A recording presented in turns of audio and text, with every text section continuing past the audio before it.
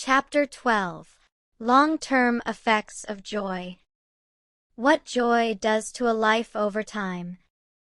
The question of what sustained access to joy does to a human life over time is not merely philosophically interesting, it is one of the most consequential questions in health science, and the answers that research has produced are both striking and, in many cases, counterintuitive to a culture that tends to think of positive emotions as pleasant but essentially superficial side effects of other, more important aspects of life. The evidence is now substantial and consistent across multiple research traditions and methodologies. Joy, or more precisely, the sustained experience of positive emotional states that joy anchors, is not merely the reward of a good life. It is, to a significant degree, the cause of one.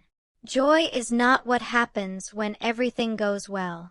It is part of what makes things go well, and its long-term absence, or its chronic performance rather than genuine experience, leaves measurable traces in the body, the brain, the immune system, and the social world of the person who lacks it.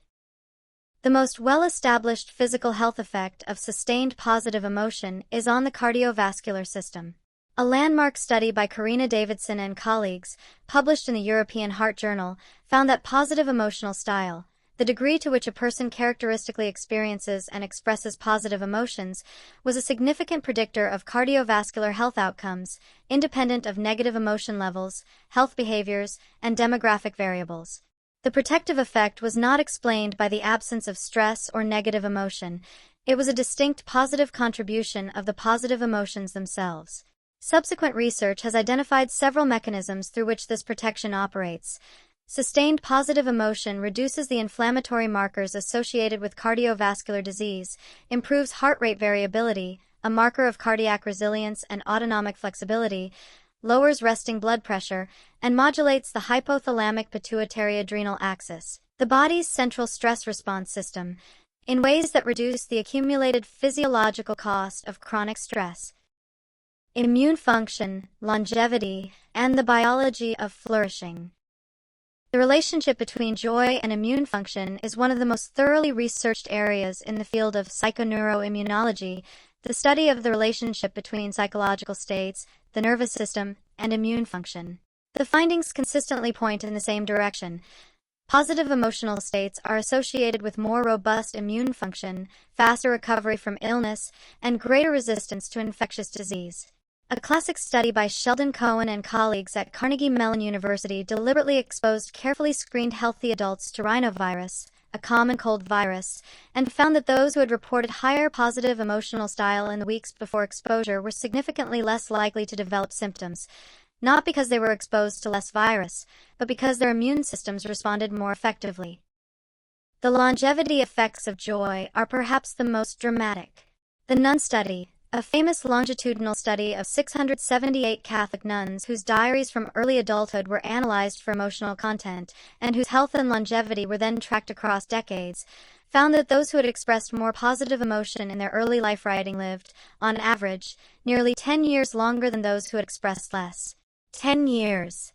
This effect size, comparable to the life expectancy difference between smokers and non-smokers, places the long-term presence of positive emotional experience in the same tier of health importance as the most well-known modifiable risk factors. The mechanisms include all those described above: cardiovascular protection, immune enhancement, stress response modulation, but also, powerfully, behavioral mechanisms. Joyful people are more likely to exercise, to maintain social connections, to seek medical care when needed, and to engage in the health-supporting behaviors that collectively add years to life and life to years. The broaden and build legacy, resources that outlast the emotion. The broaden and build theory, introduced in Chapter 5, has a particularly important implication for understanding joy's long-term effects. The resources built during joyful states, the expanded social networks, the psychological resilience, the creative and intellectual capacities, the physical health habits, do not disappear when the joy itself fades. They accumulate. They persist. They form a kind of psychological capital that is available for use in subsequent challenges, including challenges that are profoundly difficult and painful. Research by Fredrickson and her colleagues, using longitudinal data and experience sampling methods, has documented what she calls the upward spiral effect. Positive emotions at one time point predict increases in personal resources and broaden thinking at a later time point, which in turn predict higher levels of positive emotions at a still later time point, creating a self-amplifying cycle that, over years and decades, produces measurable differences in psychological resilience, social richness, and physical health between those who have access to regular joyful experience and those who do not. The cost of chronic suppression. What happens at the other end of the spectrum, when joy is chronically suppressed, either by circumstance, by neurobiological factors such as depression, or by the psychological and cultural patterns described in Chapter 11, is correspondingly stark. Chronic emotional suppression, the habitual inhibition of emotional experience and expression, is associated with increased physiological arousal. The body generates the emotional response even when the mind refuses to acknowledge it. Elevated inflammation markers, impaired immune function, increased risk of certain cancers, and significantly reduced psychological flexibility and resilience. James Pennebaker's decades of research on expressive writing has consistently found that the act of giving emotional experience language and form produces measurable improvements in immune function, reduced doctor visits, and improved psychological well-being, in part, Pennebaker argues, because it relieves the physiological cost of ongoing suppression.